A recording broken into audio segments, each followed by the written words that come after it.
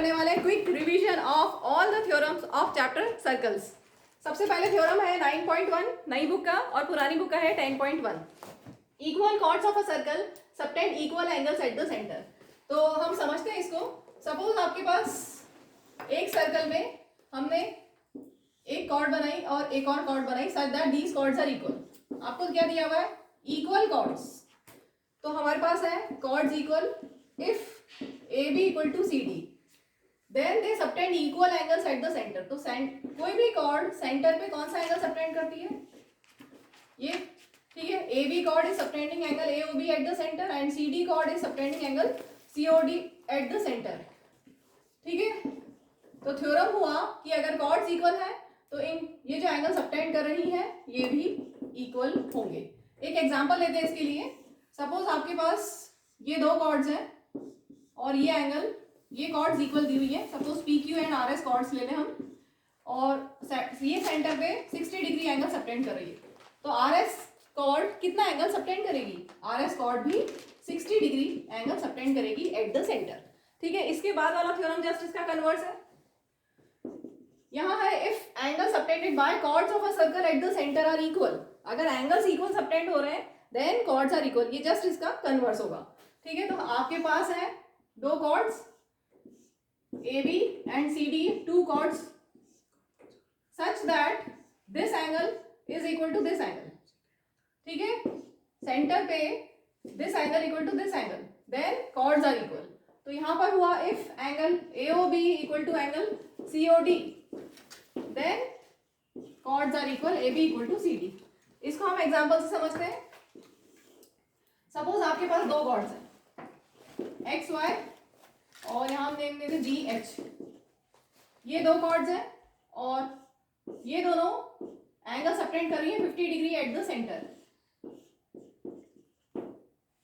तो थ्योरम के accordingly if these angles are equal then chords equal होंगी, XY will be equal to GH होगा। Clear? Next theorem 9.3 नई book का और पुरानी बुक का 10.3। The perpendicular from centre of a circle to a chord bisects the chord. तो आपके पास एक कॉर्ड है, suppose AB chord, perpendicular from centre of a circle, suppose O centre of the circle है और यहाँ से सेंटर ऑफ सर्कल से हमने AB कॉर्ड पे परपेंडिकुलर ड्रॉ किया। तो हमारे पास क्या है? ये परपेंडिकुलर को हम नेम देते हैं OC। If OC is perpendicular to AB then if perpendicular is drawn from center of a circle to a chord then it bisects the chord, that means AC equal to BC, ठीक है। तो यही theorem है, इसको हम example से समझते हैं। सपोज आपके पास OP और यहाँ पे CD नेम देते हैं। सपोज CD कॉर्ड है आपके पास और OP is perpendicular to CD और अगर आपके पास CD दिया हुआ है 8 सेंटीमीटर तो CP कितना होगा और DP कितना होगा, ठीक है। तो थ्योरम क्या है? Perpendicular from centre of a circle to a chord bisects the chord. तो अगर ये परपेंडिकुलर ड्रॉ किया हुआ है तो वो कॉर्ड को बाइसेक्ट करेगा। इट मींस अगर टोटल 8 सेंटीमीटर है तो ईच पार्ट 4 सेंटीमीटर आ जाएगा, ठीक है। नेक्स्ट थ्योरम इसी का कन्वर्स। आपके पास एक कॉर्ड है और एक centre of the circle. Chord को हम नेम देते हैं PQ। The line drawn through the centre of a circle to a chord. वापस देखो, the line drawn through the centre of a circle to bisect a chord is perpendicular to the chord. तो line drawn through centre of a circle to bisect a chord. हमने एक line draw की centre of circle से किसी cord को bisect करती हुई। अगर हमने कॉर्ड को बाइसेक्ट किया, सेंटर ऑफ सर्कल से लाइन ड्रॉ की और कॉर्ड को बाइसेक्ट किया, that means if PR equal to QR, अगर कॉर्ड को बाइसेक्ट किया देन वो जो लाइन हमने ड्रॉ की है is perpendicular to the chord. ये जो हमने लाइन ड्रॉ की है इज परपेंडिकुलर टू कॉर्ड। ये थ्योरम है। क्लियर? इसको हम एग्जांपल से समझते हैं। सपोज आपके पास हम ऐसे ले लेते हैं कॉर्ड AB, ये कॉर्ड है और ये सेंटर ऑफ सर्कल है, ठीक है। और हमने एक लाइन ड्रॉ की सच दैट अगर AB हमारे पास है सपोज 10 सेंटीमीटर और यहाँ पे C पॉइंट दे देते हैं और AC equal to BC 5 centimetre each. इसका मतलब ये जो लाइन सेंटर से हमने बनाई है कॉर्ड पे, ये लाइन इस कॉर्ड को, ये जो लाइन O से हमने ड्रॉ की है सेंटर ऑफ द सर्कल से किसी कॉर्ड पे हमने जो लाइन ड्रॉ की है वो इस कॉर्ड को बाइसेक्ट कर रही है। ठीक है, अगर वो बाइसेक्ट करे, बाइसेक्ट हुआ ना, ये टोटल 10 था तो ईच 5 है, अगर ये बाइसेक्ट करती है देन ये परपेंडिकुलर होगी, ठीक है, then this line is perpendicular to the chord. Clear?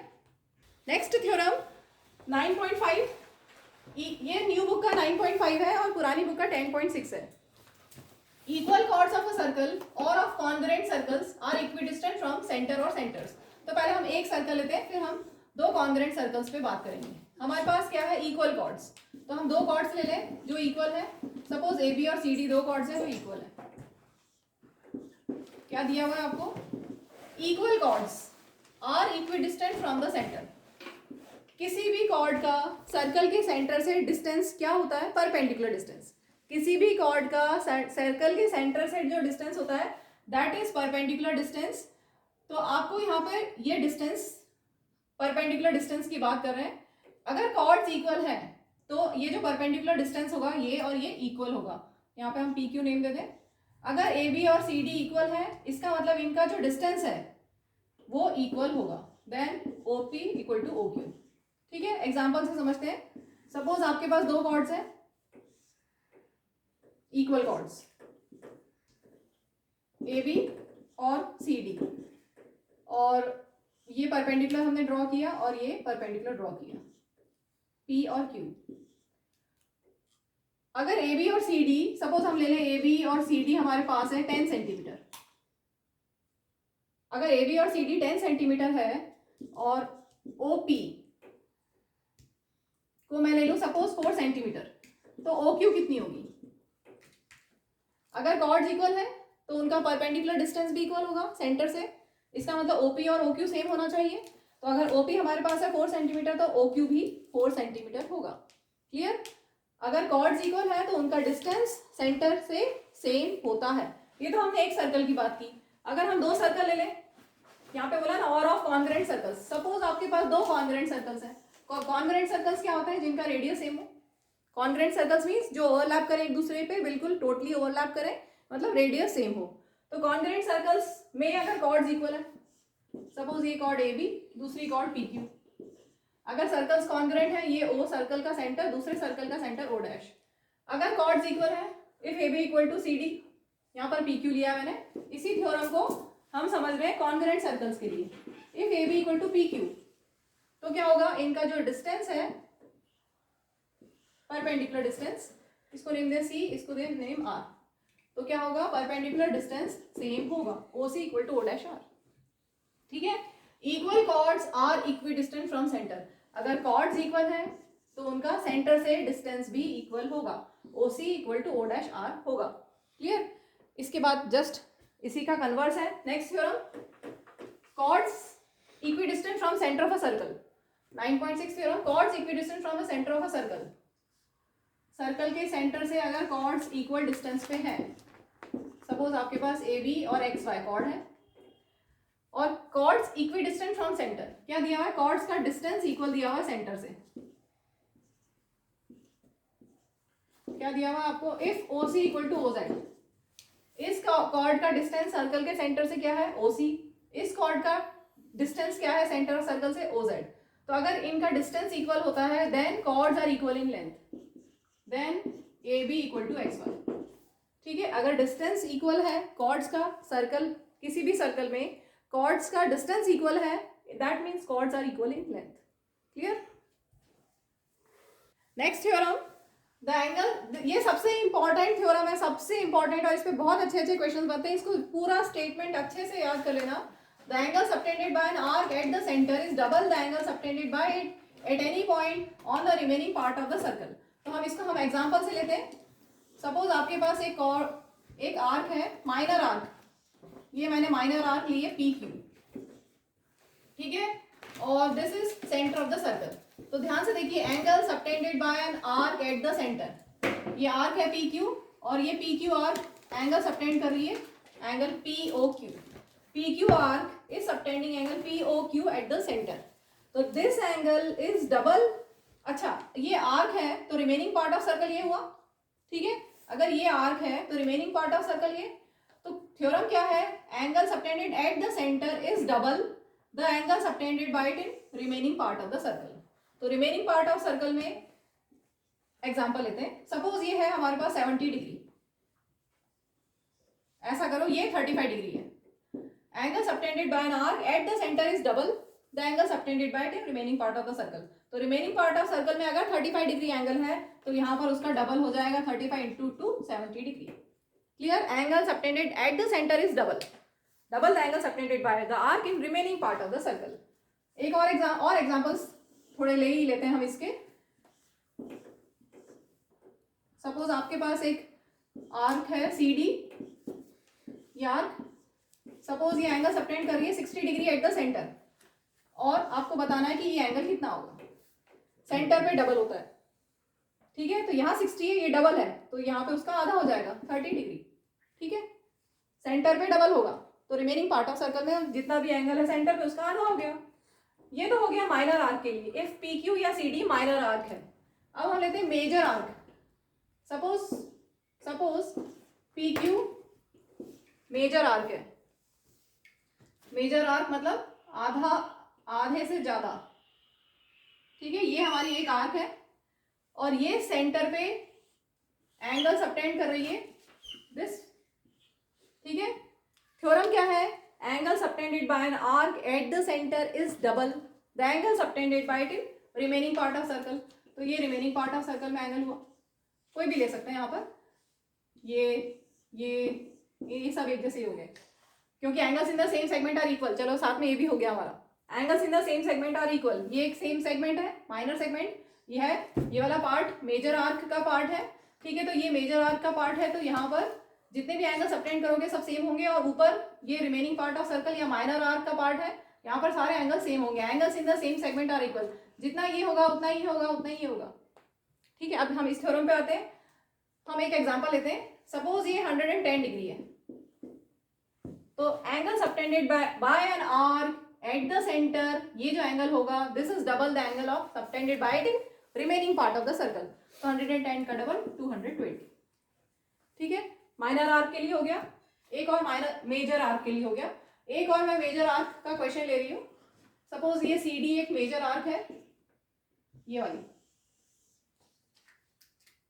ये सी डी मेजर आर्क है और ये सेंटर पे कुछ एंगल सबटेंड कर रही है, ठीक है? और रिमेनिंग पार्ट ऑफ सर्कल पे सपोज यहाँ पर सेंटर पे 300 डिग्री एंगल बन रहा है सपोज। तो रिमेनिंग पार्ट ऑफ सर्कल में कितना होगा? उसका आधा। सेंटर पे अगर 300 है तो रिमेनिंग पार्ट में उसका हाफ हो जाएगा। अगर ये 150 डिग्री है तो ये कितना होगा? ये भी 150, ये भी 150, ये भी 150, क्योंकि angles in the same segment are equal, ठीक है? चलो अब हम इसी से हम आगे बढ़ते हैं। सपोज आपको ये वाला एंगल बताना है, ये एंगल बताना है, तो एक्चुअली हम आगे वाले थ्योरम पे आ गए। अगर ये साइक्लिक क्वाड्रिलेटरल है, ये देखो आप इसको नेम दे देते हैं ACBD, साइक्लिक क्वाड्रिलेटरल है। और साइक्लिक क्वाड्रिलेटरल में अपोजिट एंगल्स का सम 180 होता है। तो ये 150 है तो ये 30 डिग्री हो जाएगा, ठीक है? वो अभी आगे थ्योरम करेंगे हम। ये तो हो गया माइनर और ये हो गया मेजर। अब हम लेते हैं सेमी सर्कल। हमारी जो आर्क है वो सेमी सर्कल बना रही है। तो एंगल थ्योरम क्या है? Angle subtended by an arc at the centre is double, this is double the angle subtended bye it in remaining part of the circle. तो ये remaining part of the circle, तो ये angle तो हमें पता है 180 डिग्री। इसका मतलब ये क्या होगा? 90। तो इसके बाद थ्योरम नहीं लिखा हुआ लेकिन ये बहुत इंपॉर्टेंट स्टेटमेंट है। Angle in a semi circle is right angle. Angle in a semi circle is right angle. 90 degree बनता है ये, ठीक है? ये 90, ये 90, ये 90, सारे एंगल सेमी सर्कल में सब 90, क्योंकि angles in the same segment are equal. नीचे देखोगे तो ये भी 90, सब 90 अंक होंगे, ठीक है? एंगल्स सेमी सर्कल में सब 90 होते हैं। क्लियर?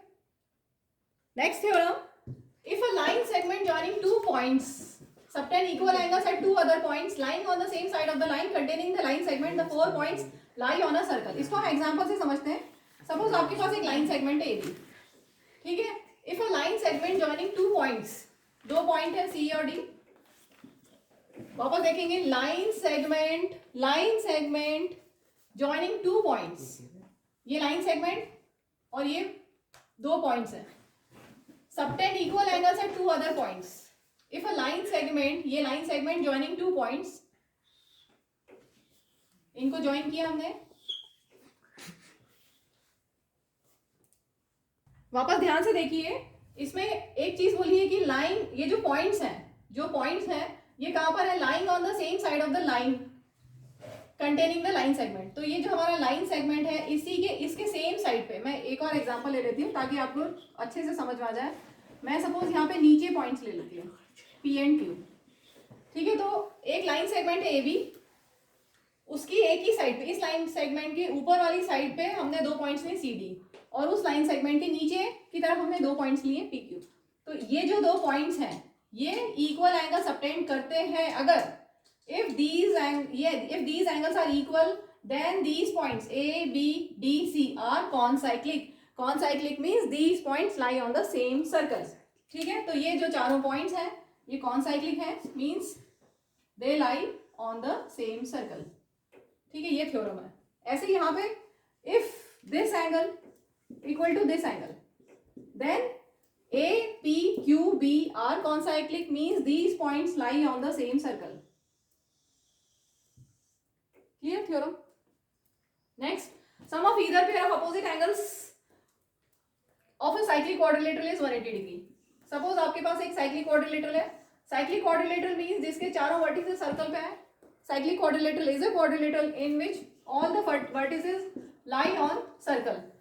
अगर angle A plus angle C 180 है और angle B plus angle D 180 है, then नहीं, इसमें है if ABCD is the sum of either pair of opposite angles of a cyclic quadrilateral.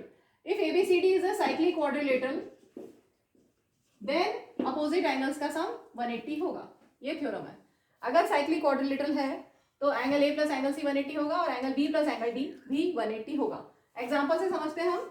Suppose आपके पास एक साइक्लिक क्वाड्रिलेटरल है ABCD such that angle A 100 degree है, तो फाइंड एंगल C, और अगर एंगल B 70 डिग्री है तो find angle D. Cyclic quadrilateral है. साइक्लिक क्वाड्रिलेटरल पैरेललोग्राम नहीं है, साइक्लिक क्वाड्रिलेटरल है, मींस क्वाड्रिलेटरल के चारों वर्टिसेस सर्कल पे लाई करते हैं. तो अगर ये 100 है तो ये कितना होगा, 180 माइनस 100 80. ठीक है, और अगर ये 70 है तो ये कितना होगा, 180 माइनस 70 दैट इज 110. ठीक है. Last theorem, sum of pair of opposite angles of if sum of pair of, ऐसा लेते हैं आपके पास एक क्वाड्रिलेटरल है PQRS. If sum of pair of opposite angles is 180 degree, if angle P plus angle R 180 degree है, if angle P plus angle R 180 degree है, या फिर angle Q plus angle AS 180 degree है, तो क्या होगा theorem के accordingly, then this quadrilateral, then PQRS is cyclic, means इसके चारों वर्टिसेस सर्कल पे लाई करेंगे. ये हमारा थ्योरम है. ठीक है, एक एग्जांपल लेते हैं हम. सपोज आपके पास एक क्वाड्रिलेटरल है ABCD और इन दोनों का सम 180 है. ये 70 हो गया, ये 110 ले लेते हैं, ये 80 ले लेते हैं और ये 100 ले लेते हैं. ठीक है, अपोजिट एंगल्स का सम 180, यहाँ पर भी अपोजिट एंगल्स का सम 180. That means this quadrilateral vertices of this quadrilateral lies on circle. ठीक है, ये हमारा लास्ट थ्योरम है.